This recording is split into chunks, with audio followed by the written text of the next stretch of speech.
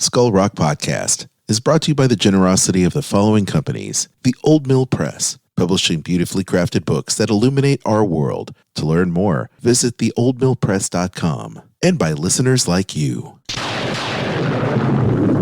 Aye, mateys, remember this as the day you sailed with the Skull Rock Podcast.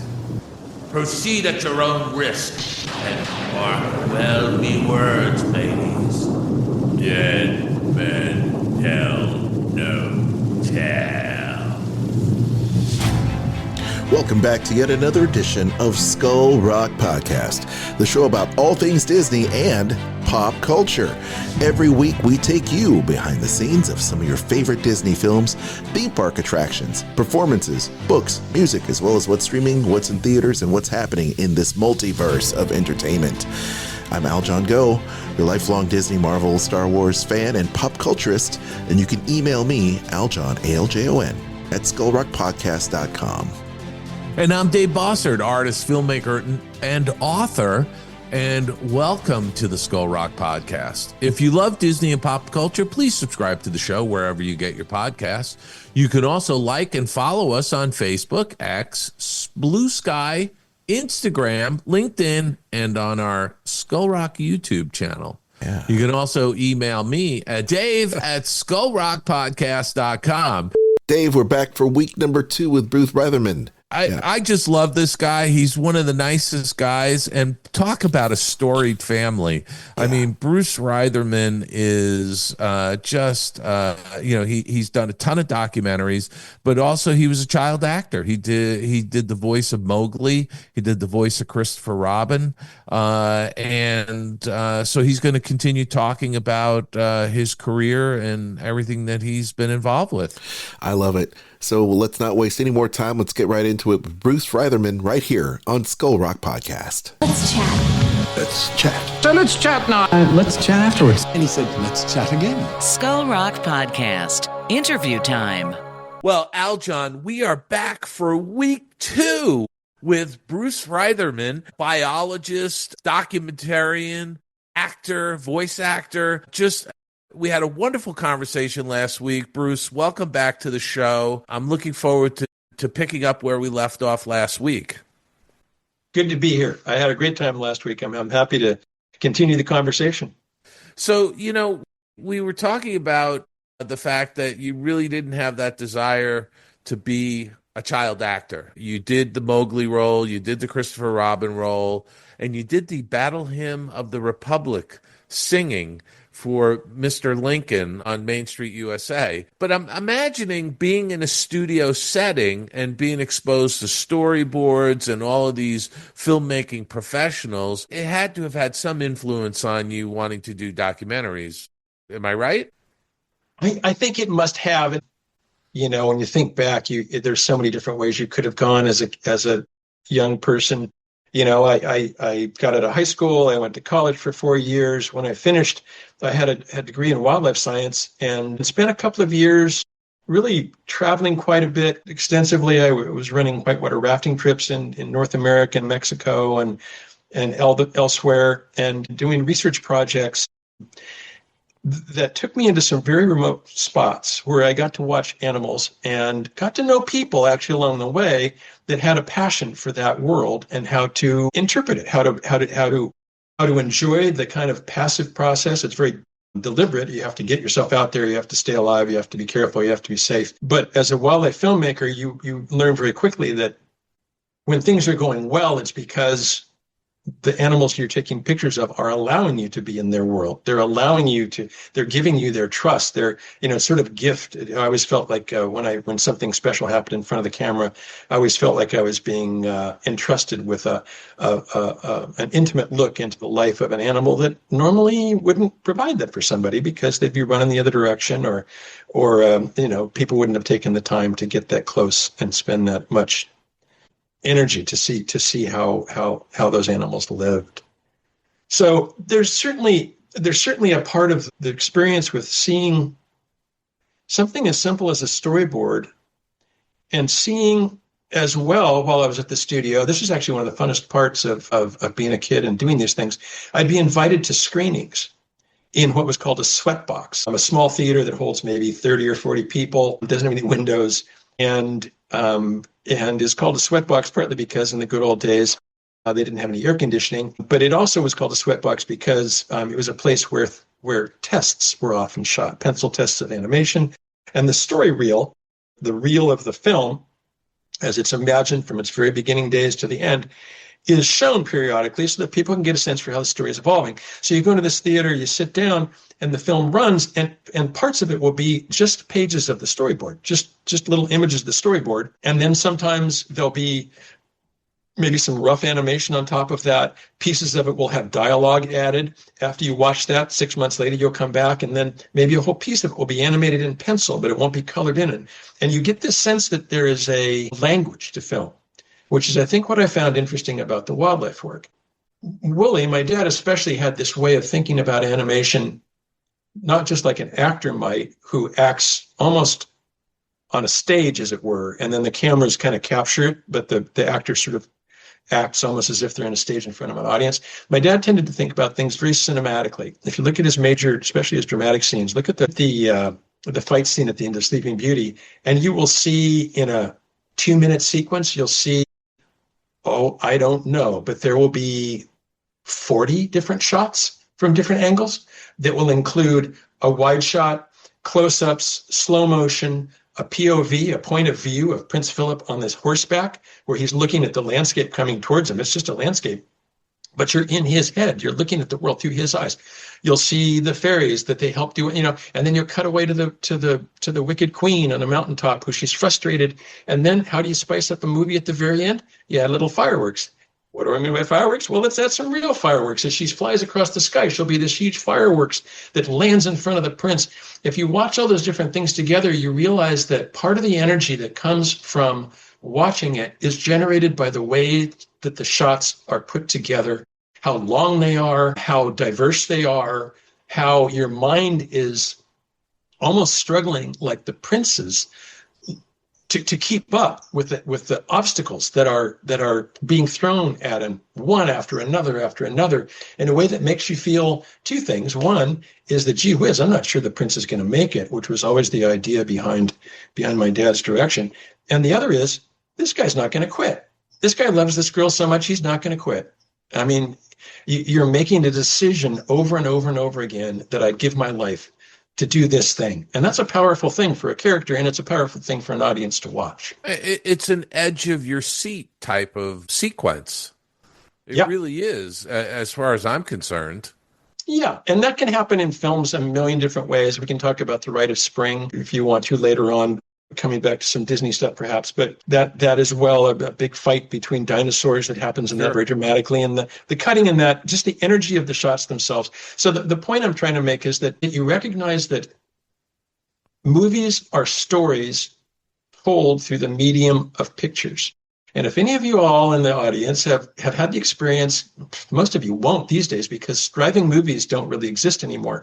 But I remember as a kid driving by a drive-in theater, and you weren't inside, so you didn't have access to the speakers. You just saw the pictures on the screen flickering back and forth, and it's really quite odd, right? Mm-hmm. Big faces that fill up the screen, and then a wide shot where you're on the top of a prairie, and then there's a shot of the tip of a pistol, but somehow when you're watching that with sound to help guide it, those individual shots tell a story in the same way that words would if they were in sentences and paragraphs and chapters and acts. So I found that very intriguing, and I tried to approach my filmmaking in that way, where I'd work really hard to get a variety of shots that allowed an editor that I might work with to construct scenes that would go on a little longer than they might have if you just thought, no, I'm just going to go out here and capture this scene. If you're making home movies, here's a pro tip, and you're shooting a picture of your daughter's 4th birthday party and she's blowing out the candles, the typical way to shoot that is just to get a wide shot of the room where you can see everybody in it and the action takes place. And that's wonderful. And if you're a member of that family, you may watch that a number of times as time goes on, and you'll enjoy that very much. But if you're a normal person in an audience, it will be boring. No matter how precious that moment was in your life, you're not capturing images that convey that energy to the audience when they might watch it. In an audience, if you're going to make a film about a birthday, there's a cutaway to the grandmother who has a little tear in her eye. There's a cutaway to the candles as they flicker in the breeze. There's the hand on the knife as it picks up and makes a cut. There's all these different things that help you make this story more interesting as you go along and generate a sense of, I wonder what's going to happen next. That's a lot, especially in documentaries. There's a fundamental piece of storytelling, but especially in nature documentaries, you have the sense that, gee, I've never seen a grizzly bear like that. I wonder what he's going to do next. Oh, that was a surprise.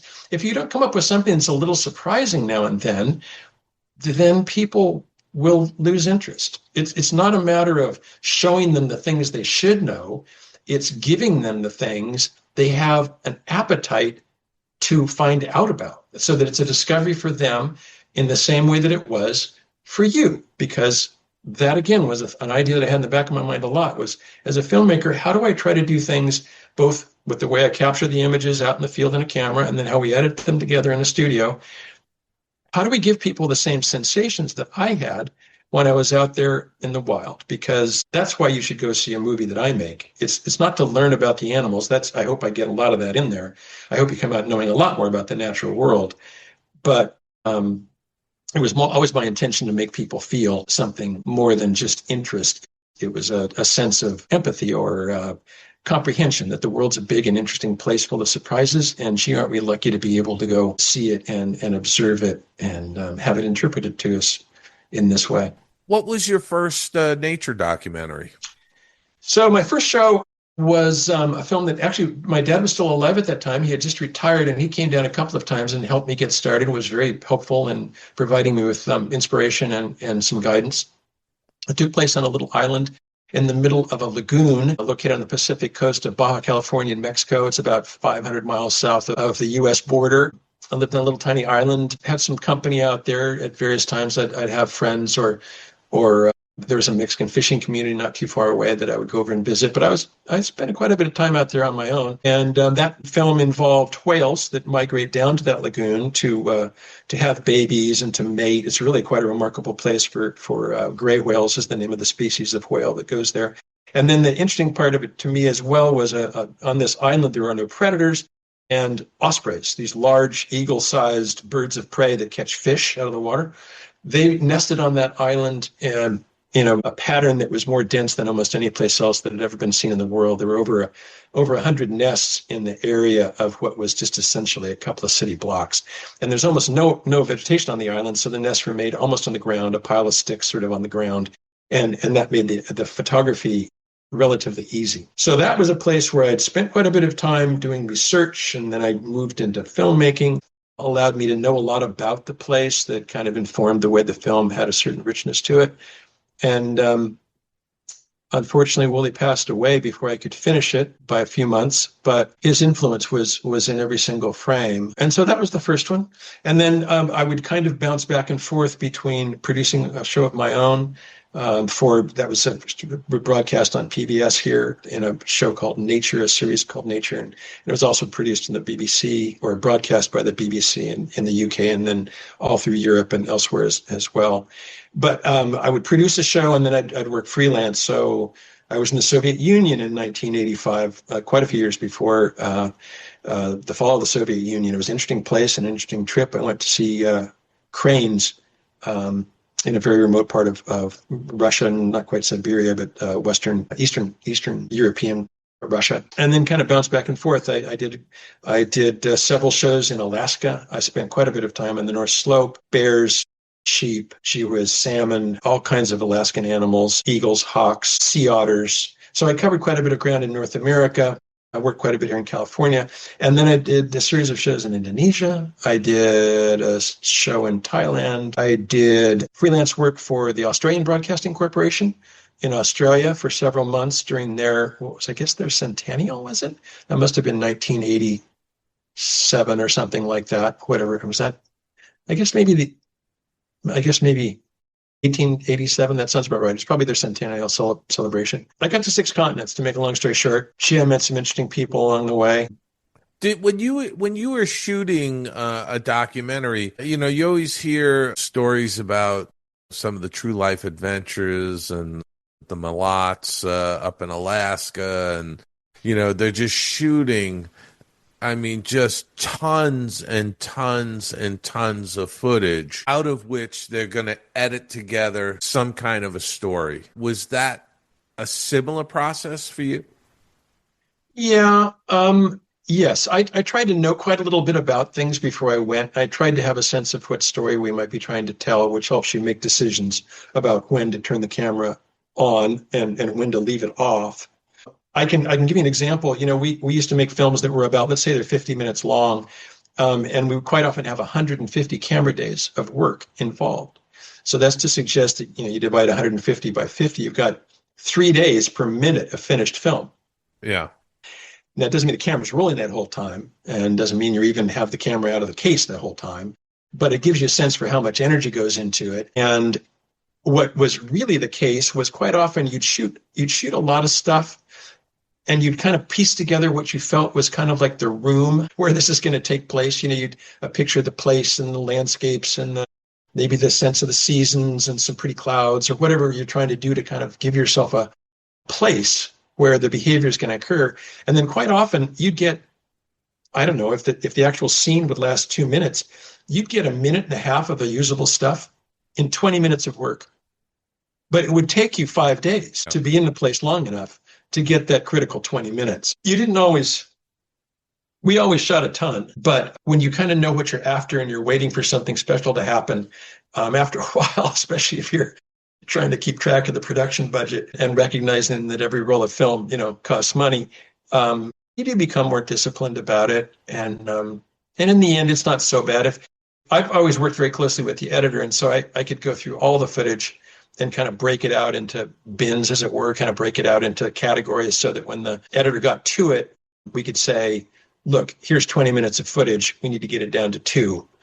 Okay, here's the next scene. It's got 40 minutes of footage. We need to get this to 2.5, and that made it more economical in terms of time, at least, if not money. Were you shooting in 16 millimeter or 35, or so you're doing everything in 16? Mostly 16. I did some commercial work for actual television commercials that we shot in 35. But generally it was 16. And at that time, again, not to get too detailed with the equipment, but this is a period of time where video cameras were not really much of a thing outside of the studio yet. The Right. idea of a camera you could put on your shoulder was really just beginning. And the ones that were there, I mean, it wasn't unheard of, but they had issues. They had batteries. It's a little bit like electric cars, I suppose, where the batteries, you had issues with battery and storage media. You had tapes, and tapes were brittle in the cold weather. And to make a long story short, a 16 millimeter camera, I used to joke that it was good for a lot of things, in addition to actually shooting the film, like hammering in the tent stakes and holding down the corner of the tarp, and you couldn't quite drink a cup of coffee out of the lens, but you'd be surprised how rugged that stuff was, and very useful. The cameras I had would run up to 150 frames a second, which, again, counterintuitively, if you want to get slow motion, you actually run the film through faster. So that requires a more precise and complicated mechanical movement to be dragging this physical piece of film through the camera that fast. And it all has to be quite robust. It has to be very rugged. And as a result, I loved working with that stuff. When I started working with video towards the very end of my career, when the cameras became such that they would work for the purposes that we need them to, I always found myself feeling a little bit like, gee whiz, I wish I had my old pickup truck when I'm driving around now in this Tesla with fussy, menu on the side where you have to tap in all this stuff. It used to be, I'd focus, I'd adjust the aperture for the exposure, I'd set the frame rate, and then I'd just click that one little button, on or off. And it was such a satisfying, simple kind of sensation. Did you shoot, I was going to say, did you overcrank the camera a lot? Because these were nature films and you really wanted to be able to slow things down, a bird's wings so they weren't blurred and that kind of a thing? Yeah. Quite a little bit. I guess the other thing that's worth mentioning is that the editing capability for these sorts of things at that time is still rather primitive. So now if you shoot anything, if you shoot film or video, there's only a certain number of frames in every second. If you're shooting videos, there's 30 discrete frames of image. And now you can interpolate those in a computer. If you want to make 30 frames last longer, where you have to duplicate or fill in the gap between those frames. If you're going to spread them out to last longer, then somehow or other you have to duplicate them. In the good old days with film, if you did that, you'd call it step printing. You'd print each frame twice. Well, it would start to get you'd see the steps. The chatter, exactly. Yeah. Whereas with video now, you can take something at normal speed and you can slow it down pretty convincingly. And with AI, I bet it soon nobody will even bother to shoot things in slow motion anymore. But in the good old days, that was the only way you could get there. And again, it was satisfying for me. I just have a more physical relationship with my camera gear. It was just, I could take the stuff apart if I had problems. If it got wet, which it did several times, like really wet, I could take it apart, dry it off, and it would work for the next 2 weeks until I got back to the shop to get it cleaned up and done right. Yeah. Do you feel like when you look back on your nature documentary career, how many films did you make and how consistently were you working? It sounds to me like you had a great career and you made a good living doing it. I was pretty busy for a while there. It was 20 solid years. Through that period of time, I made 7, I think, or maybe 8 of my own documentaries. This is working in collaboration with my wife, Erica. But we made, I think it was 8 productions of our own, hour-long productions that were broadcast on PBS or the BBC or National Geographic or somewhere like that. And then in the interstitial points, I was doing a lot of freelance work in a variety of other places. So I was awfully busy. I had years. I remember one year, in fact, I was working for the Disney studio. I was doing one of a series of shows called The New True Life Adventures that Roy E. Disney, who had been involved in the original True Life Adventures as a young man, kind of put together. This is, I suppose, in the late 90s sometime. And I was bouncing back and forth between the North Slope of Alaska in temperatures that were below zero to a show that I was doing in Thailand where temperatures were approaching 100 degrees above. And there were a couple of times there where I only had 2 or 3 days layover at home here to get the right, clothes washed and trade out the flip-flops for the fur-lined mucklucks and the t-shirts for the parkas. But thankfully, I never managed to get the wrong thing in the wrong bag for the wrong trip. But I was pretty darn busy, and it worked out well for us for a while.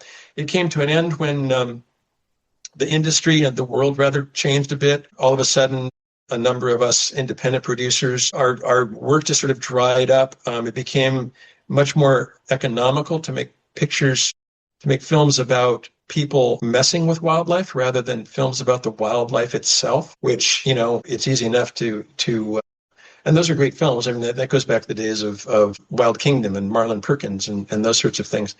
But all of a sudden, the interest in being able to spend 150 days on a show and paying people to do that, it just evaporated almost overnight. And that's when I realized I needed to figure out a way to feed the family a different way. And what was that? Well, so that would have been, my daughter was born at about that time. So this would have been early 2000s. And for about a decade, I was what's called a consulting biologist here I live in Santa Barbara in California, doing a variety of like environmental impact statement assessments, some endangered species work, which in this part of California, unfortunately, isn't grizzly bears or timber wolves, but is in fact species of salamander and some reptiles that have a lot to do with construction and where it can take place. I did a lot of compliance work in the oil and gas industry here in Santa Barbara, making sure that they were operating per the permit conditions that allowed them to do the things they did. And that was about a decade's worth, and that took me up to towards the end of the 2010s. After that, I got involved with a land trust here in Santa Barbara, the Land Trust for Santa Barbara County, and that's an interesting little conservation organization that does land protection on properties that are owned by private entities, individuals typically. So it wasn't involved with national parks or big government projects. We're actually going out to try to find those most precious pieces of owned property, a property that's owned by normal people, and then incentivize them to conserve it in one way or another that fit their plans for their families and their futures.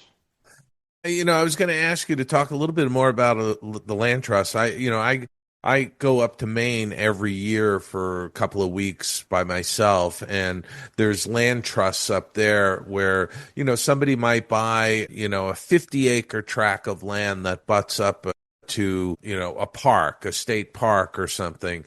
And they build a house, but they don't want anything else ever to be built on the property. So they wind up dividing the parcel so the house is a standalone on maybe a couple of acres, and the rest of the acreage they donate to the land trust.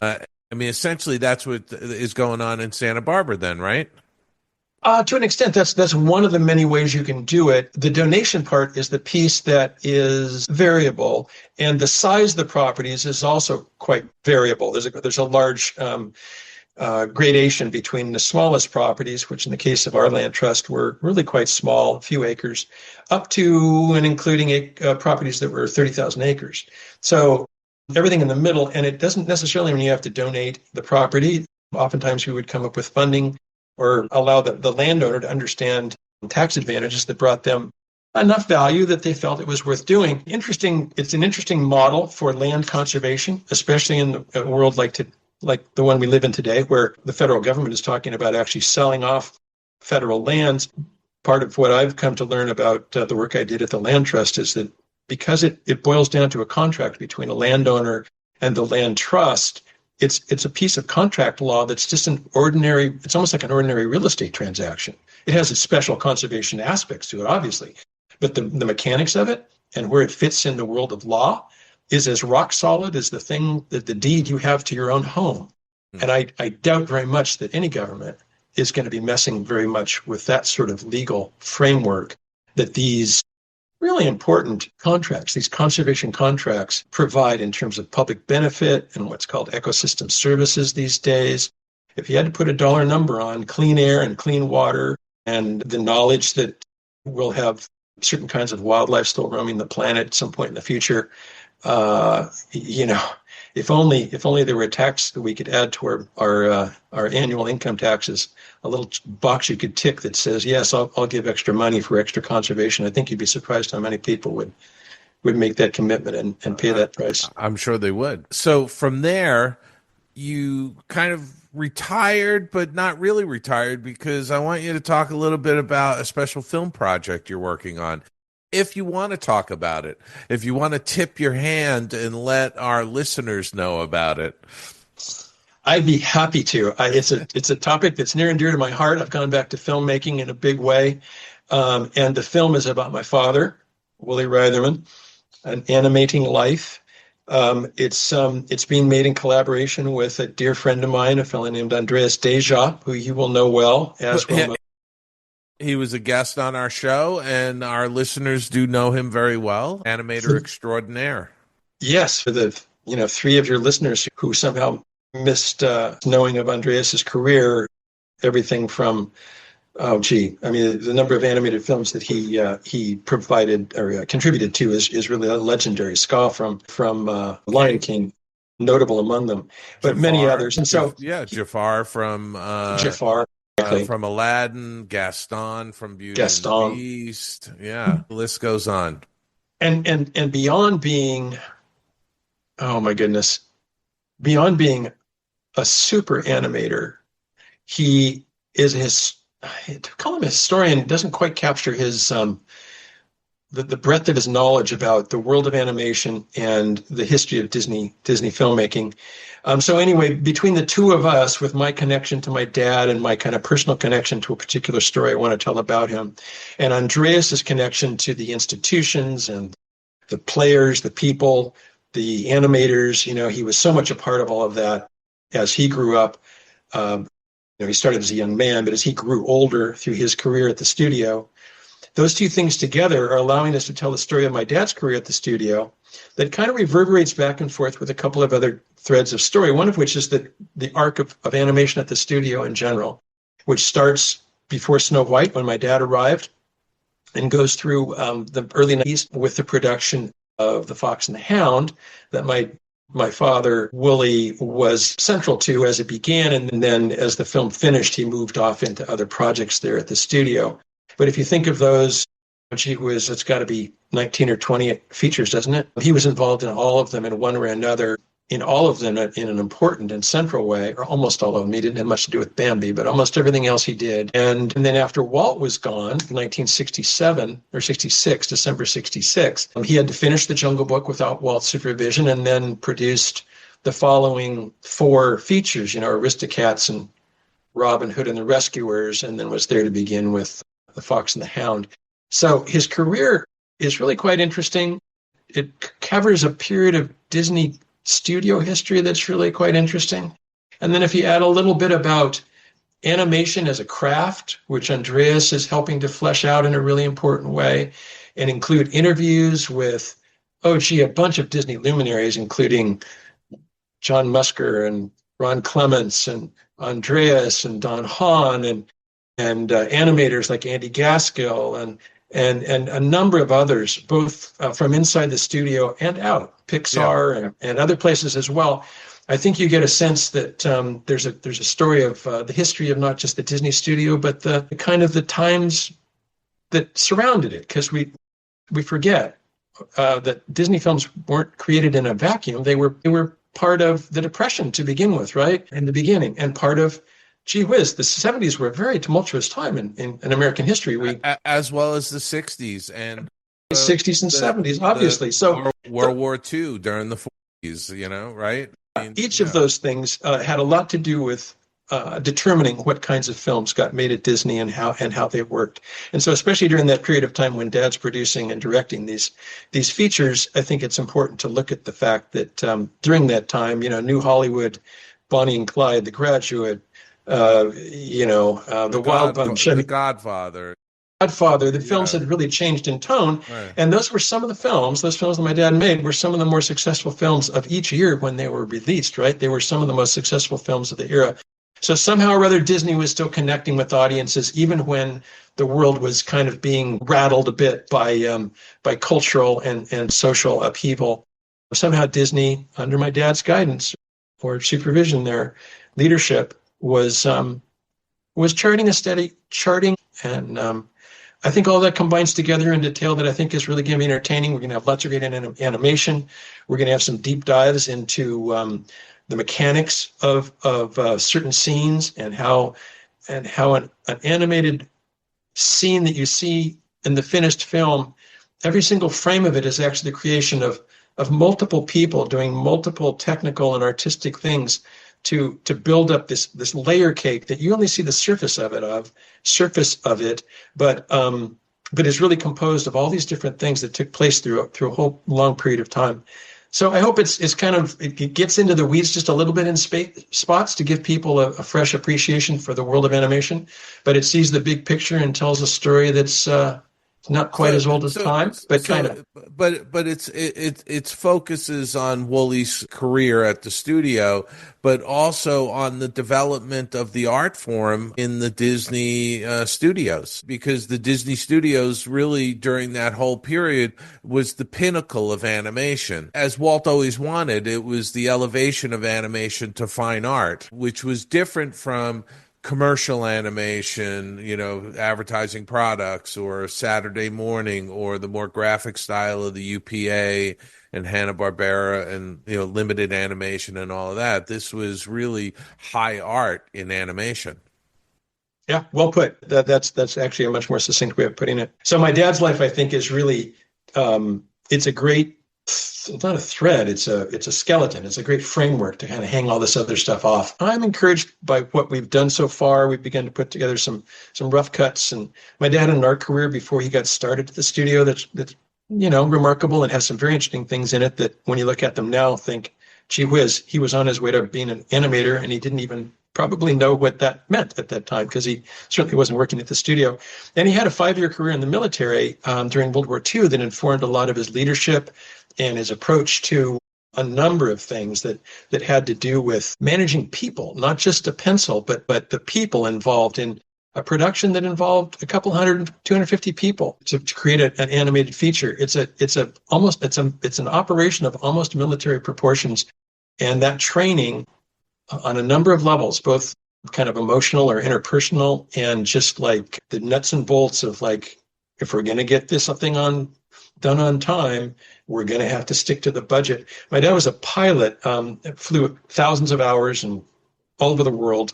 So that's quite a long story, an interesting one in itself.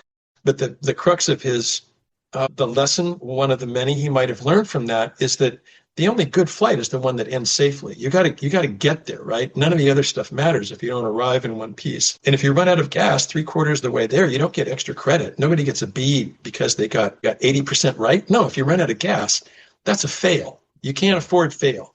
And at the studio, especially after Walt was gone, every single one of those features had to be a success. It could not crash and burn. It could not be a financial failure, or there never would have been another one. The studio would have stopped making them.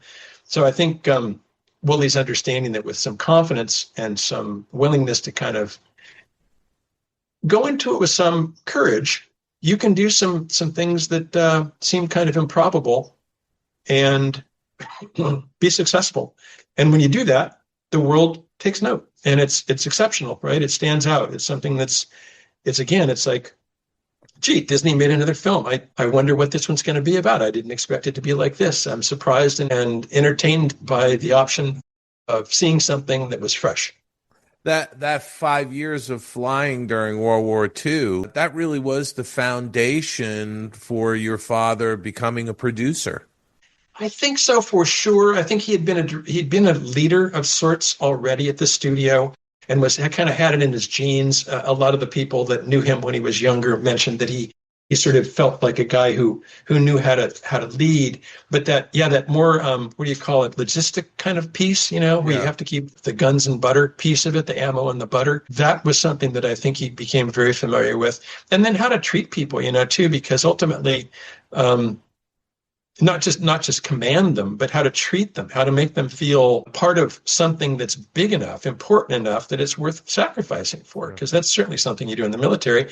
But people at the studio did it all the time too, right? They didn't sacrifice in the sense of, risk their lives perhaps, but they risked art is an exercise in risk in some ways. It's an exercise in exposing who you are and showing the world what you can do, hoping that they'll like it without any guarantee that will be the outcome. It's very courageous on some level. And the studio over and over and over again was willing to go to that place where, let's see if we can do this. And when they started these films, they didn't know for sure that they could get there, but they were willing to plan and come up with some contingencies and work it through step by step, very prudently, not foolishly, not without paying attention and being cautious, but also not without being sort of intrepid on some level, because they're always after something new. Yeah. You touched on something a few moments ago about your dad being, he was a fine artist, and he didn't really know probably what animation was going to be like before he got involved with it. One of the things I'm always fascinated about is the personal artwork of a lot of these legendary Disney artists. And the fact that it doesn't seem to be as well appreciated as it should be, because their personal art isn't Disney characters. It's their personal art, whether it's watercolors or pastels or incredible drawings. Why do you think that is? Why do you think people haven't celebrated, like the Walt's 9 Old Men, their personal art more than just the Disney side of it? It's an interesting question as to why. I think, there isn't that much. I mean, in some ways, to have a career as an artist that stands out, one of the things you need is volume. You need to have done a few things, right? And most of these guys were busy. They were busy being artists on the clock. And so I know in my dad's case, once he became a director, especially, but even when he was animating, he was never the kind of guy that would take his watercolor set out to the beach and paint a landscape. That just wasn't. It was a bus driver's holiday for him, to think about doing something like that. And so a lot of their artistic juice went into the films they made. There are some outstanding examples, though. Mark Davis has a tremendous collection of art. And my dad, some of the things we'll feature in the film, my dad has, you can see them. Unfortunately, your audience can't hear them, but I've got some paintings in back of me of my dad's. He was a great watercolorist and some great life drawings and some things that he did as an art student before he got hired at Disney. All of these guys would have been artists one way or another, and they would have had outstanding careers doing whatever they had applied themselves to. But they were so busy at Disney that took up a good piece of what they were about. And they had long careers there. In a way, it's interesting that the Disney studio never, when other studios were falling out of what was called the studio system, the contract system, where they'd have a stable of actors and cinematographers, technicians, tradespeople on the studio lot almost all the time, and therefore they're having to churn out films just to keep those people busy. As the 60s came along and in the early 70s, a lot of that fell apart, but it didn't really at Disney. The 9 old men worked at the same studio their entire careers, which is a little bit unusual for performers.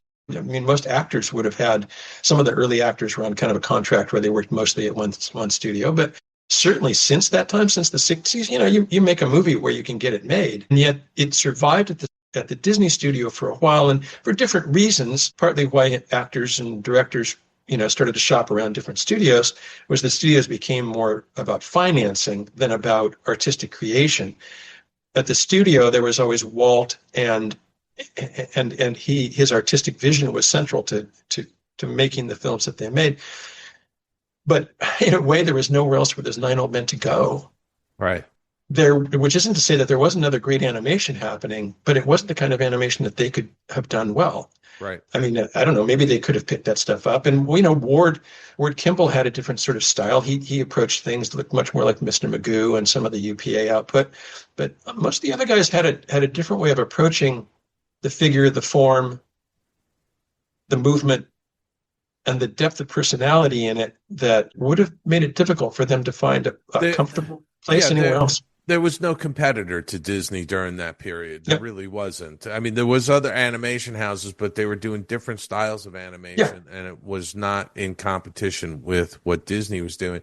I also think that probably a lot of the legendary artists during that period were spent creatively by the time they got home, that they didn't want to do some of their own work. That's not true of everybody, but I suspect that that's, probably has some, play in why they didn't do a lot. Some of them didn't do a lot. But like you pointed out, you've got Mark Davis, you've got people like Ken Anderson. A lot of the story people, Mel Shaw, those people. Yeah. And, they really turned out a lot. And then you've got, people like Claude Coates doing paintings on his own time, and because he was a painter. You've got, many, many others. Ivan Earl, who went on to show in galleries and all of that kind of stuff. So anyways, just sort of an interesting story. But when do you expect to have the film finished? I'd like to think it's going to be done in less than a year. I'd kind of hoped that we'd be a little further along. We've been at it for about 1.5 years, I guess now, which seems like a long time, but it took quite a long time just to kind of understand what we were doing. And it was really just myself and Andreas working with sort of visual assets, photographs, and things that we had in our own personal collections for quite some time. The studio's been very helpful in helping us understand the things they have in their archives. They have an animation library where they keep some of the artwork that was involved in the making of the films. Animation Research Library, the ARL. Yeah. Yep. And the archives, and the photo library has been wonderful and very helpful. But you have to understand what you're doing in terms of making the film, and we're trying to get quite a ways along on our own nickel so that we can sell something that has a shape. I think that will guarantee us that we have not exactly the control. I don't really worry about too much editorial control, but once you start getting a number of other people involved, you start hiring. We can have some new animation developed. We have some new story art being developed. You get an editor on board. We'll have some special effects and some other things, music, all those sorts of things. I'd like to have my ducks in a row before I get too involved in the expensive parts of the thing, because it's not so much you're just spending money, but you're making decisions that are hard to come back from. And once you go down a road, there's, if you've gone down it a ways, you've got to figure out a way to get back on track. You can't go back necessarily. You got to keep going forward. Right. So we're making good progress. And I think within 1 year, and I'd love to see it broadcast by, Christmas of 26 or something. That'd be terrific. Awesome. Awesome. And are we thinking it'll be on Disney Plus? You're hoping it'll be on Disney Plus? All of your listeners out there can start tapping on the nearest piece of wood to give us some good luck in that regard. I think they'd be the perfect home, and we'll see how it works out. But we'd love to see it there. I think it'd be by far the most. It would satisfy an audience appetite there more than anywhere else you can imagine. And it's another missing piece of the puzzle, is how I would look at it, because there's so many stories that still need to be told, and this is an important one. Well, so don't tell anybody, but the more I work on this one, the more I'm thinking that what we really need are 8 more of these, maybe more like 9 or 10, right? To do the other 9 old men plus 2 or 3. And then, well, why stop there? Of course, that's going to be the job of someone who's 30 years younger than me. I think each of these stories of their lives allows you to see the Disney jewel from a different facet. And it allows you to get a different reflection. And you understand the whole thing in a different way, because there's so much about Disney that has, the history of it.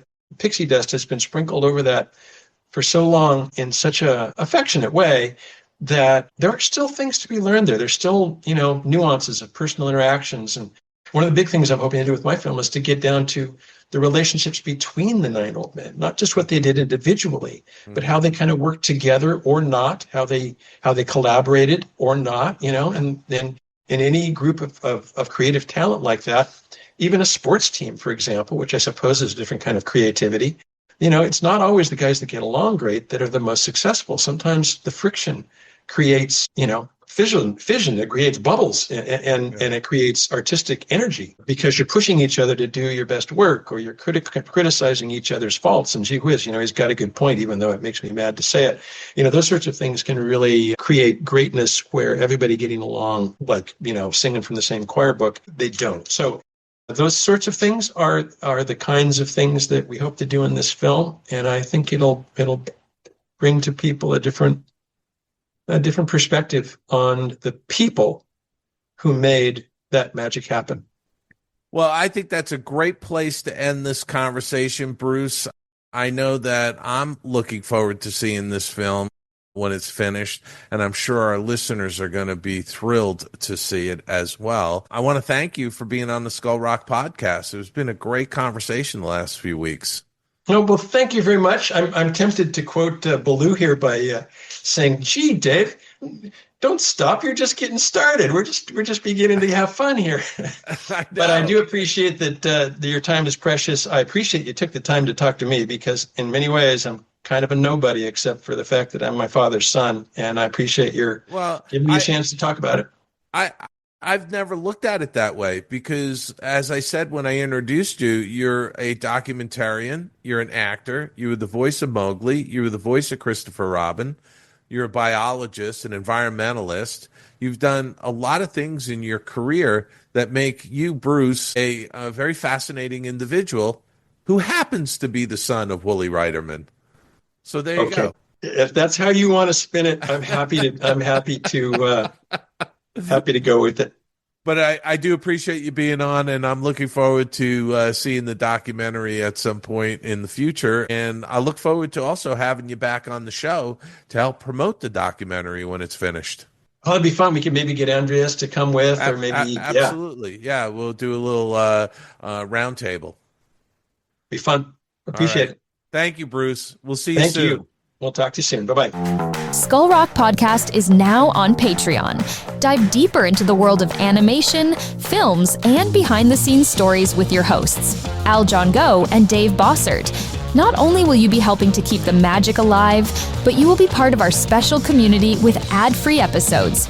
We want to thank friend of the show, Joshua Volkert, as well as Skull Rock crew members, Steve Minch and Chris Banis, for their support. If you would like to join our Skull Rock crew, please visit our Patreon link in our show notes or visit patreon.com/Skull Rock Podcast. Thank you for listening and for your continued support of everything we do. Skull Rock Podcast, where you hear the stories behind the adventures. Let's get out of here! Come on, Scotty, let's get out of here. Let's get out of here. Let's get out of here. Let's get out of here, Lieutenant. As Dave said, if you want more, check it out. It's all there at skullrockpodcast.com. We encourage you to check that out. Also, be sure to like us, share us, subscribe to us on YouTube. That is a great place for everyone to check out the Vault shows as well. And you can even interact with us and leave us those comments. We do encourage that. Follow us on X, Facebook, Blue Sky, Instagram, LinkedIn. Dave and I are both on there. You can send us those notes as well. And we would appreciate you writing those emails, dave@skullrockpodcast.com or Aljon, Aljon, at skullrockpodcast.com. Quick shout out to our friends at Sorcerer Radio at srsounds.com. All Disney music all day long. You can also follow me on Instagram at AljonGo, and our other podcast with myself and my wife, Kristen Hetzel and Kat Arcori. It's called Dining at Disney. We drop a show every single week talking about the theme parks and Disney food. Once again, Dining at Disney on everywhere you find podcasts. Dave? Yeah, and as always, you can check me out on the Tunes Behind the Tunes on Sirius XM, Disney Hits, Channel 133. Any of my books are available at theoldmillpress.com. You can also go to my website, davidbossert.com, for all kinds of free content and free stuff that you can mail away for. So with that, Aljon, I'm going to say, go out and have a fantastic week. We'll be back here next week with a brand new interview. So with that, go out, have a fantastic week.